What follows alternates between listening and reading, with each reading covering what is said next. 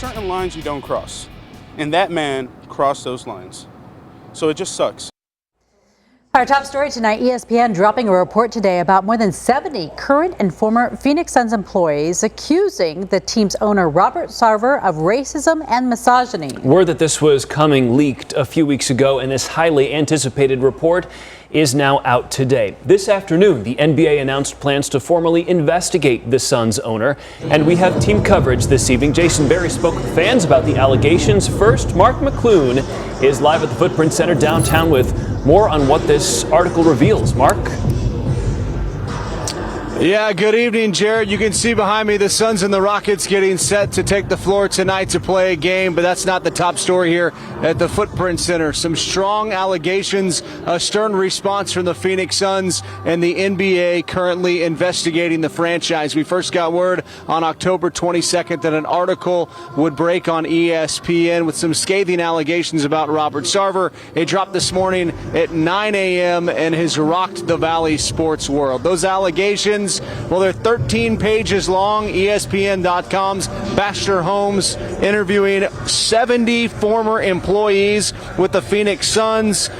Former head coach Earl Watson alleging Sarver used the N-word multiple times in front of him and also fostered a culture of misogyny, with Sarver admitting to making a couple poor attempts at humor. Sarver sent out a strongly worded statement when we first learned about the article on October the 22nd and issued another one today, a couple hours after the article dropped on ESPN.com. Here's part of that strongly worded statement. Quote, "Instead of reporting the truth, Holmes' story is based on misrepresentations from former Suns coach Earl Watson and other unnamed sources. Mr. Watson created an unprofessional and toxic atmosphere in our organization. He's clearly not a credible source. At this point, I entirely welcome an impartial NBA investigation, which may prove our only outlet for clearing my name and the reputation of the organization, which I'm so proud of." Suns president Jason Rowley, quote, "Today's story contains false information and narratives perpetuated by a reporter who has struggled unsuccessfully to match the facts to a story he decided he wanted to tell a year ago. He twisted statements and circumstances to fit his preconceived narrative." So the Suns clearly going after the author of the story, Baxter Holmes, right there. Former general manager Ryan McDonough tweeted out his support for Earl Watson, who is now an assistant coach in Toronto. And I spoke with one member of the Suns who had been here 24 years and was let go before the finals run. He's a man of color and had been around Robert Sarver a lot.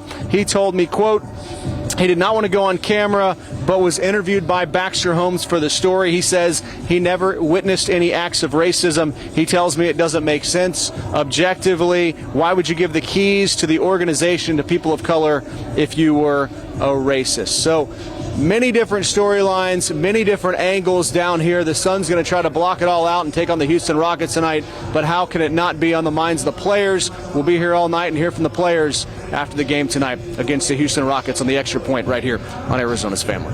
Yeah, the game goes on. Mark, thank you. Well, it did not take long for news of the ESPN article to spread valley-wide. Fans, fellow owners, and civil rights groups are all speaking out about the allegations against Suns owner Robert Sarver. Our Jason Berry joins us live from the newsroom with more reaction. Jason. Well, Suns fans are feeling a wide array of emotions tonight. Everything from shock, anger, and genuine concern about how this story will impact players and the current team.